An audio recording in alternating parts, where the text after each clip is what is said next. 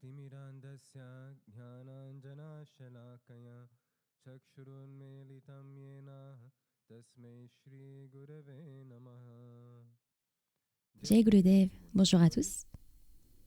Le verset d'aujourd'hui, tiré du Srimad Bhagavatam, provient du canto 3, chapitre 20. Les chapitres précédents racontent l'histoire et la défaite d'Hiranyaksha, le frère d'Hiranyakashipu, et comment Bhudevi a été sauvé, en quelque sorte, par Varaha Avatar. À partir de ce chapitre, les chapitres suivants sont en fait divers dialogues. Le chapitre 20 est une conversation entre le sage Maitreya et le sage Vidur, dont j'ai pris plusieurs versets. Ce sont toujours des questions et des réponses incroyables. Les chapitres suivants se poursuivent sous la forme de différentes conversations entre différents sages. Il me semble que les chapitres 25 et 26 sont une conversation entre Kapila Muni, qui est une incarnation du Seigneur lui-même, et sa mère Devahuti, sur le thème de la création. Comment la création se déroule étape par étape. Et donc ici, dans le chapitre 20, ça se passe de manière similaire, car après le récit des événements avec Hiranyaksha et sa mort, la question qui est posée est comment toute cette création est-elle venue à l'existence? Et l'un de ces versets, que vous pouvez également trouver dans notre Tadatmya, est le canto 3, chapitre 20, verset 18, qui dit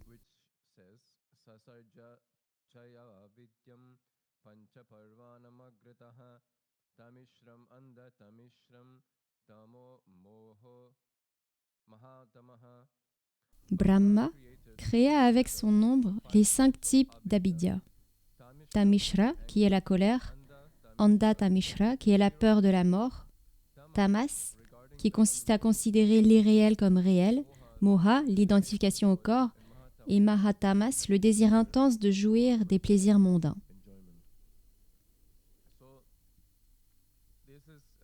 C'est donc plutôt une bonne définition de ce qu'est Avidya. Selon les Yoga Sutras de Patanjali, il existe également ces 5 termes que vous connaissez sous le nom d'Avidya,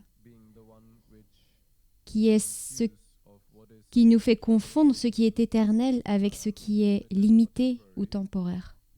Nous confondons la pureté avec l'impureté et nous confondons la souffrance avec le bonheur.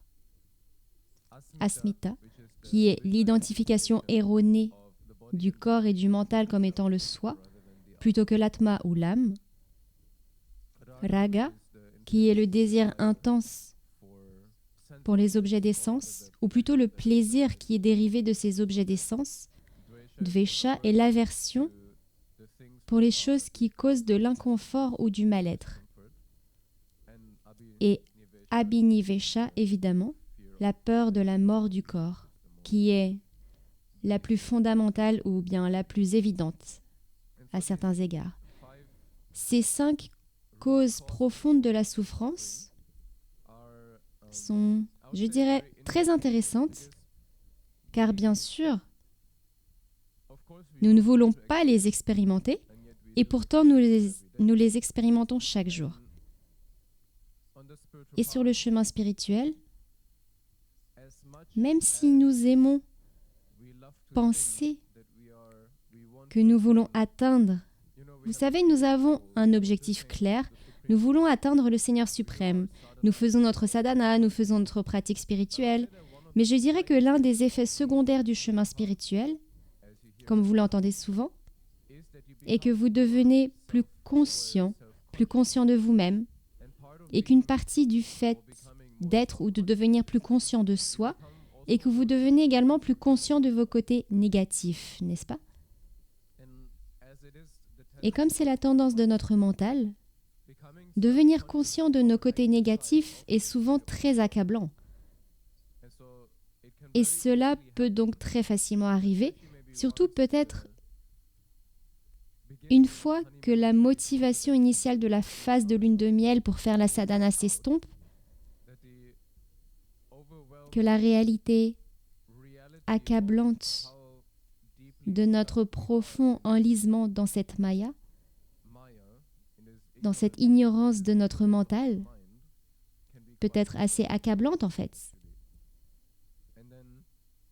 Et alors ce qui peut arriver, c'est qu'en raison de cette tendance à ne voir que le négatif, nous abandonnons le chemin que nous avons commencé à suivre, car comme je l'ai dit, la motivation s'épuise. Et alors tout ce que vous voyez, c'est « Oh, ça ne marche pas parce qu'il y a tellement de négativité ». Et il semble qu'en fait, cette pratique spirituelle ou ce guru ait fait ressortir cette négativité parce que je ne la voyais pas avant. Alors qu'en réalité, le guru ou cette pratique spirituelle vous a simplement révélé ce qui était déjà là, ce qui doit être éliminé.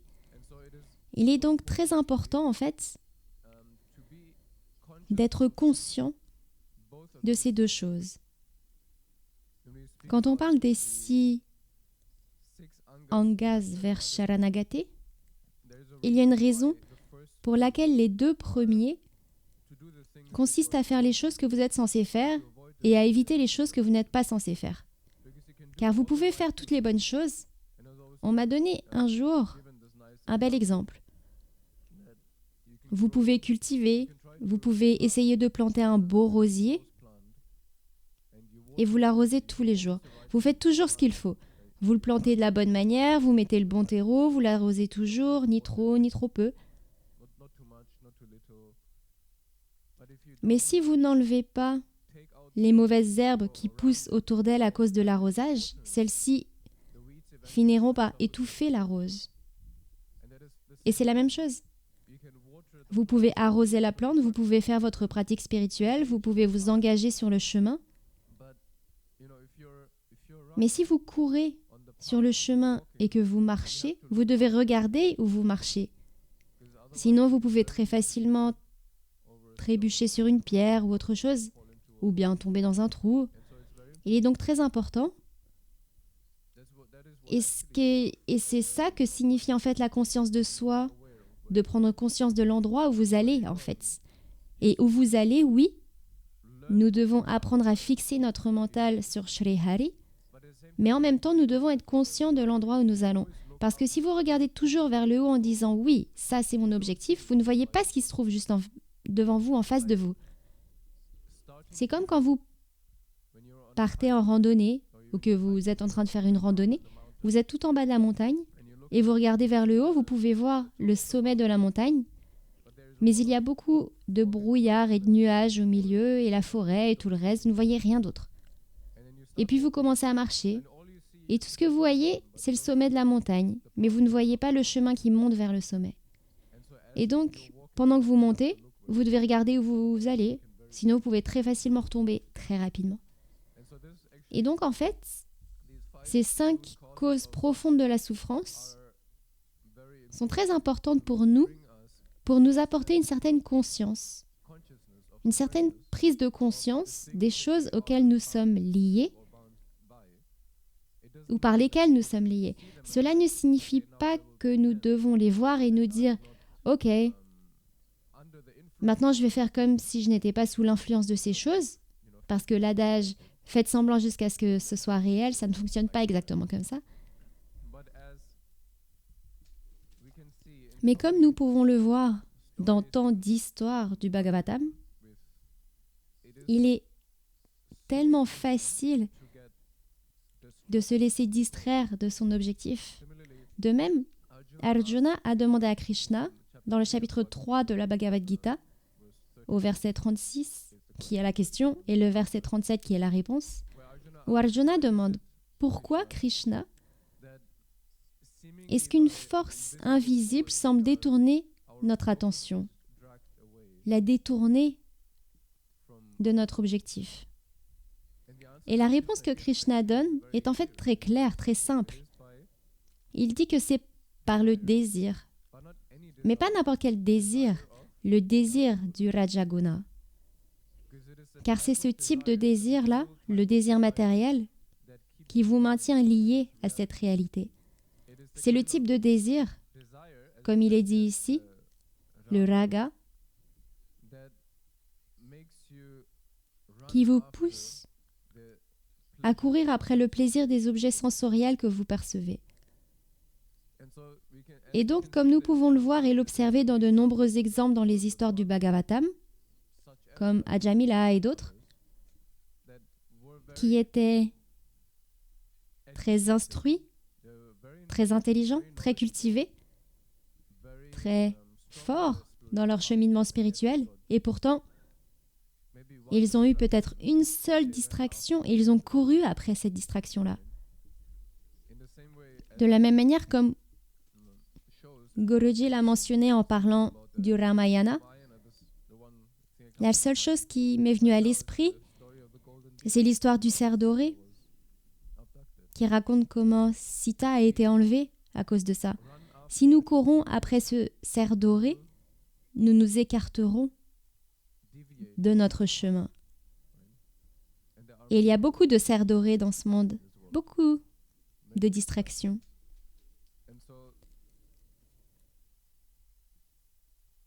Et donc ce que Guruji a écrit, je crois que c'était il y a 2 jours, il a dit qu'une grande paix descend lorsque vous êtes complètement aligné avec le but de votre âme. La lumière de votre Atma, lorsqu'elle commence à rayonner à travers vous, donne une profondeur et une force différentes à votre vie. Car l'Atma est comme un diamant qui reste toujours tel qu'il est, même s'il est recouvert de couches de pierre, de saleté et de tout ce qui l'entoure, car on ne reconnaît pas le diamant tant qu'il n'est pas poli.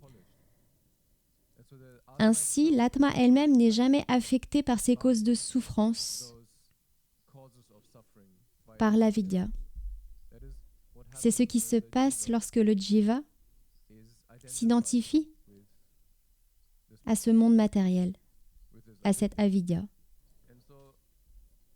Et donc la question qui se pose ici pour moi est la suivante. Comment pouvons-nous nous aligner sur le but de cette âme? Guruji écrit qu'une grande paix, une joie, un contentement vous envahissent lorsque l'âme est alignée sur son but. Et évidemment, d'une certaine manière, la réponse à cette question est facile, car d'après ce que nous comprenons, si nous faisons ce que nous sommes censés faire, alors l'âme sera alignée. Et techniquement, théoriquement, nous savons toutes les choses que nous sommes censés faire. Et d'après notre propre expérience, que nous avons tous vécu ici, je suis sûre, c'est que si vous avez ces moments de sadhana sincères, de japa sincère, ces moments sincères, où il y a, vous savez, le contentement n'est pas un sentiment que vous pouvez juste manifester comme ça. Vous savez, comme penser, oh, je veux me sentir satisfait maintenant, je veux me concentrer sur le fait de me sentir satisfait. Le contentement est quelque chose qui vient de l'intérieur, c'est naturel. Et donc ces moments-là, ils montrent, ils sont la preuve des choses que vous faites correctement dans ces moments où vous vous sentez satisfait. Mais en même temps, il est tout à fait naturel que très souvent, nous ne nous sentions pas satisfaits lorsque nous pratiquons notre spiritualité, alors que nous savons techniquement que ce sont les choses qui devraient nous rendre satisfaits. C'est simplement parce que notre mental est tellement sous l'influence de cette avidya dont nous venons de parler. Hier, alors que nous rentrions en voiture, nous écoutions le satsang de Guruji sur le Ramayana. Et il a dit quelque chose de vraiment magnifique en fait. Il a dit, le satsang est une rencontre entre vous et le Guru. C'est lorsque vous et le Guru vous retrouvez. Vous ne pouvez vous retrouver que dans le satsang. Ce n'est pas une présence de l'extérieur, non. C'est ce qui peut éveiller votre véritable divinité intérieure. Et ce n'est pas facile, c'est certain. Ce n'est pas facile, mais avec de la constance, en vous disciplinant, en pratiquant quotidiennement de manière stricte, vous y parviendrez. Et je trouve cela vraiment fascinant. Parce que bien sûr, nous pouvons dire qu'il existe de nombreuses façons de pratiquer. Et Guruji dit toujours que les deux choses les plus transformatrices ou les plus efficaces pour se transformer sont le japam et le satsang. Et oui, nous avons de nombreuses sadhanas, de nombreuses choses que nous faisons sur le chemin spirituel. Et pourtant ici, Guruji dit que le satsang est le seul moyen de rencontrer le véritable être en vous. Et donc le satsang, bien sûr, cela dépend aussi de qui donne le satsang. Alors qu'est-ce qu'un satsang en fait? Le terme satsang est composé de deux mots. Sat, qui signifie vérité, et sangha, qui signifie association. Le satsang vous amène donc à l'association de la vérité. Et naturellement, si une personne normale comme moi donne un satsang, cela a, espérons-le, un certain effet. Parce que je peux parler de la vérité que j'ai peut-être expérimentée ou lue. Mais si c'est la vérité elle-même qui parle de la vérité, alors si quelqu'un comme Guruji donne un satsang, c'est une toute autre histoire. Et nous pouvons percevoir la même chose dans les différentes histoires de Srimad Bhagavatam et d'autres Puranas. Prenons l'exemple de Narada Muni et de l'influence qu'il a eue sur Dhruva Maharaj. Dhruva Maharaj subissait l'influence de cette souffrance. Il voulait être reconnu. Il voulait sentir qu'il était aimé par son père. Et c'est seulement grâce aux instructions et à la grâce de la bénédiction de Narada Muni qu'il a pu obtenir les outils nécessaires pour avoir le darshan de Mahavishnu. Il en va de même pour Prahlad. On pourrait dire, je ne sais pas ce qui se serait passé si Narada Muni n'était pas venu. Peut-être aurait-il été un bébé démon normal, qui sait. Peut-être que tout était prévu depuis le début et que même si Narada n'était pas venu, il serait quand même devenu Prahlad. Qui sait. Mais le fait est que Prahlad a été imprégné, avant même sa naissance, de la gloire et des enseignements de Narada Muni. Ainsi, si quelqu'un connaît et a vu la vérité, comme Krishna le décrit également dans la Gita au chapitre 4, celui qui a vu la vérité peut transmettre la vérité. C'est pourquoi Guruji répète sans cesse « Écoutez mes satsangs, écoutez mes satsangs », car il ne vous incite pas seulement à réfléchir à la vérité, il vous rapproche littéralement de la vérité. C'est là toute la différence. Si l'un d'entre nous parle et donne un satsang, cela peut vous inciter à faire quelque chose, à être un peu plus motivé, à faire un petit peu plus de japam ou autre chose. Si Guruji donne un satsang, cela vous inspire peut-être, espérons-le, mais en réalité, peu importe que le satsang de Guruji soit inspirant, car il fait son travail. C'est donc une attraction très différente vers cette vérité, car la vérité attire la vérité cachée qui se trouve dans votre âme, dans votre atma, qui est également sat. Le swarupa de notre atma est un reflet infime de Shri Hari. Et le premier d'entre eux est sat. Ainsi, la vérité suprême de Shri Hari attire continuellement la petite Shakti, la petite particule de vérité qui se trouve dans notre âme, notre moi. C'est comme Krishna qui appelle les gopis avec sa flûte. Même si elle voulait résister, elle ne pourrait pas. Elle laisserait tout tomber et courrait vers Krishna. Et c'est exactement la même chose qui se passe lorsque Guruji donne un satsang. C'est là le pouvoir du satsang du Guru ou de la personne réalisée. Si le Guru commence à jouer de sa flûte, votre mental, votre âme, votre atma laissera tout tomber et courra vers lui. Et oui, peut-être que notre mental peut surmonter cet instinct et cette pulsion, de la même manière que la flûte que Krishna jouait pouvait potentiellement être entendue par beaucoup plus de personnes que les gopis. Potentiellement, beaucoup de gens auraient pu entendre la flûte. Peut-être que beaucoup de gens ont entendu la flûte. Il y avait probablement beaucoup de gens qui se plaignaient de la personne, du type qui jouait de la flûte la nuit. En Allemagne, ils auraient appelé la police. Plainte pour nuisance sonore. Et qui joue de la flûte? Et donc, tout le monde n'est pas attiré par la flûte. Tout le monde n'est pas attiré par les satsangs. Non pas parce que leur âme n'est pas attirée par cela, mais parce que notre mental n'est pas prêt à l'entendre ou n'est pas disposé à l'entendre. Car même la personne qui se plaint pourrait dire « La flûte sonne bien, oui, c'est beau, mais elle m'agace. » Il en va de même pour le satsang. Vous pourriez dire que la personne qui n'est pas disposée à l'entendre, elle peut dire « Ça semble logique, oui, ça fait sens, mais je ne veux pas admettre cette vérité à moi-même, car cela signifierait que je devrais changer, et je ne veux pas changer. » Donc en réalité, écouter le satsang est aussi un grand signe de courage. Car si vous écoutez les satsangs de Guruji, il fera beaucoup de choses qui repousseront votre mental. Il dira des choses qui repousseront votre mental.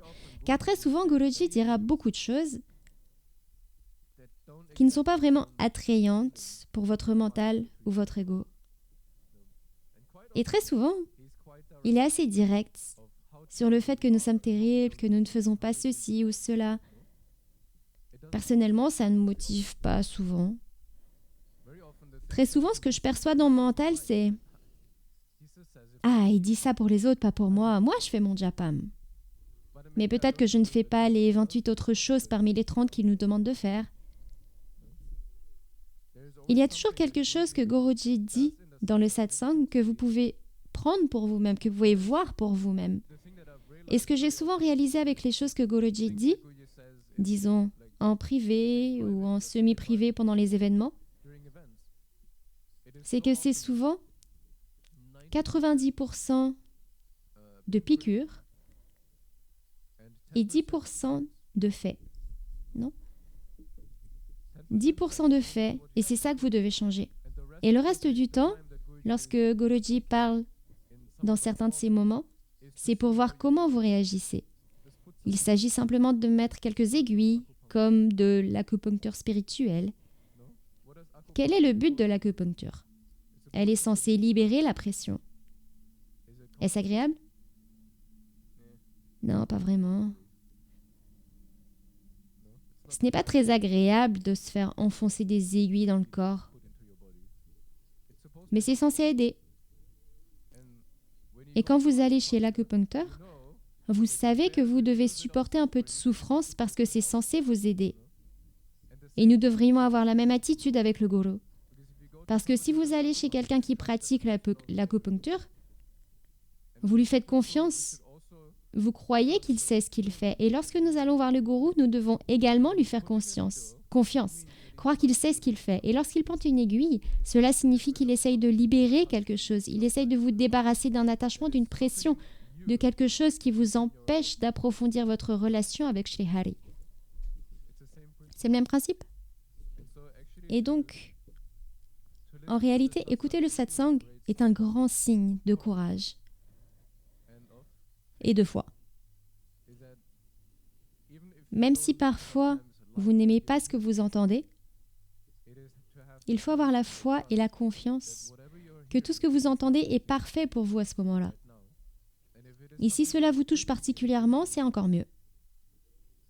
Parce que si vous dites des choses gentilles et que vous êtes formidable, que vous êtes incroyable, parce que vous faites votre japam tous les jours, ça ne sert pas vraiment à grand-chose en fait. Cela vous motive peut-être un petit peu, mais la motivation ne vous mène pas très loin de toute façon. La motivation est agréable, c'est bien, elle facilite les choses, mais elle ne vous mène pas très loin. Parce que la réponse que Guruji vous donne déjà, et aussi, comme il le répète plusieurs fois, et aussi dans ce passage que j'ai entendu hier dans le satsang, de vous discipliner, d'être constant, de vous discipliner, de pratiquer quotidiennement de manière stricte tous les jours. Et ça, il le répète environ 5 fois dans une seule phrase. Combien il est important de devenir discipliné. C'est la même chose que Krishna dit à Arjuna. En réponse à la question d'Arjuna, comment puis-je mettre en pratique ton enseignement? Car il semble que la seule façon d'y parvenir soit de contrôler mon mental.